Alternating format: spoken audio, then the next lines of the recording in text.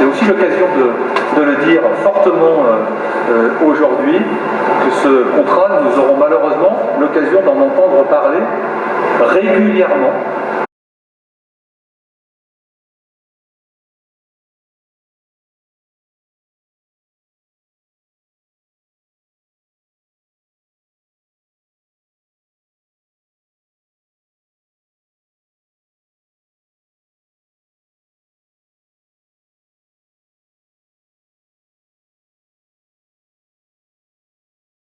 Eh bien, c'est suite à la question du parking gravé. On a quand même été assez surpris que cette question, qui était au cœur de la campagne électorale, qui a vu arriver au pouvoir des listes qui s'étaient engagées à remettre en cause le parking gravé, on a appris qu'au final, il serait construit exactement de la même manière qu'avant, ce qui est quand même assez typique des problèmes qu'on trouve à certaines élections, où on a beau voter pour qui on veut, de toute manière, au final, c'est toujours la même politique.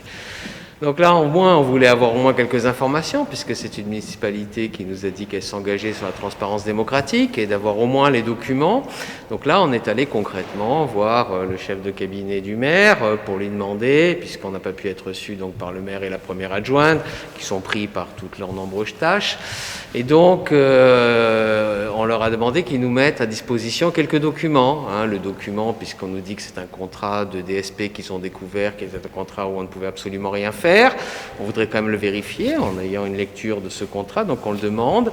On voudrait aussi avoir les avenants. Et puis, on a quand même été surpris d'apprendre de la bouche de Thierry Repentin et d'Aurélie Lemeur que c'était une DSP très toxique qui avait engendré 2,4 millions d'euros au simple titre des pénalités des quelques mois où les travaux ont été arrêtés. C'est quoi les 2,4 millions de compensation du coup? Ça recouvre quoi? Alors, il y a des coûts liés notamment au Covid. C'est-à-dire on a accepté, comme on le fait avec d'autres entreprises qui ont eu un surcoût lié à la crise du Covid au printemps dernier, de pouvoir être récompensé en partie d'ailleurs, on a fait à 50-50. Il y a aussi le manque à gagner pour l'entreprise attributaire du marché qui a dû arrêter le chantier.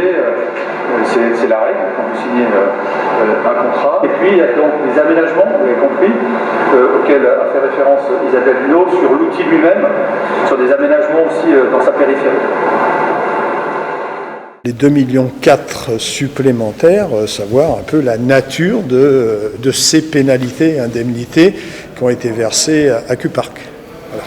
Plus généralement, on aimerait avoir une transparence financière effectivement sur les documents, les DSP, mais sur tout type de contrat avec les associations, les entreprises, et qu'il y ait une réelle transparence financière, puisque la collectivité forcément récupère ces documents financiers, et donc la population doit pouvoir y avoir accès pour analyse. Puisqu'il y a quand même des dossiers importants qui vont arriver sur des délégations de services publics qui arrivent à terme durant le mandat, et pas des moindres, les plus importantes, qui relisent, même si c'est de l'agglo, le chauffage urbain, la restauration, EFIA, le stationnement sur surface.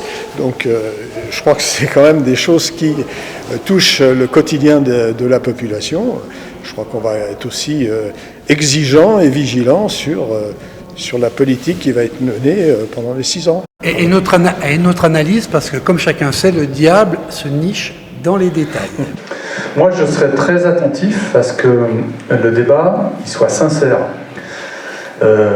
Évidemment, on prendra en compte d'autant plus les préconisations qu'on sent qu'elles sont faites avec sincérité de la part de celles et ceux qui viendront dialoguer et débattre. On n'est pas dans un débat politique, on n'est pas dans une campagne électorale, tout ça c'est derrière nous.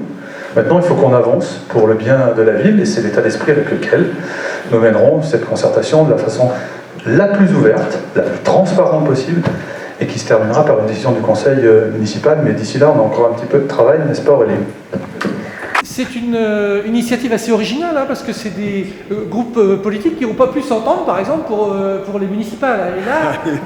Et là, vous êtes ensemble sur ce thème-là du parking gravé et puis des délégations de services publics en général. Comme quoi, on peut se rassembler quand on partage l'objectif.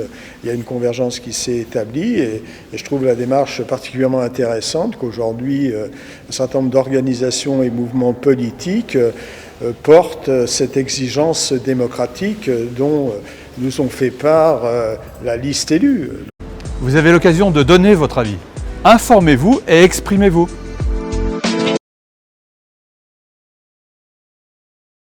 Je pense que si on fait cette démarche-là, c'est parce qu'on touche véritablement les limites de la démocratie représentative. Parce qu'en fait, on s'aperçoit que les élus, une fois installés, finalement, on a l'impression qu'ils ont des choses à cacher, ou bien on a l'impression qu'ils ne veulent pas faire avancer un tantinet de la démocratie dans la commune. Et je pense que c'est un dossier très représentatif. Le directeur de cabinet s'est engagé à nous communiquer ces documents dans des délais assez courts, dans les 15 jours, si on a bien compris les choses.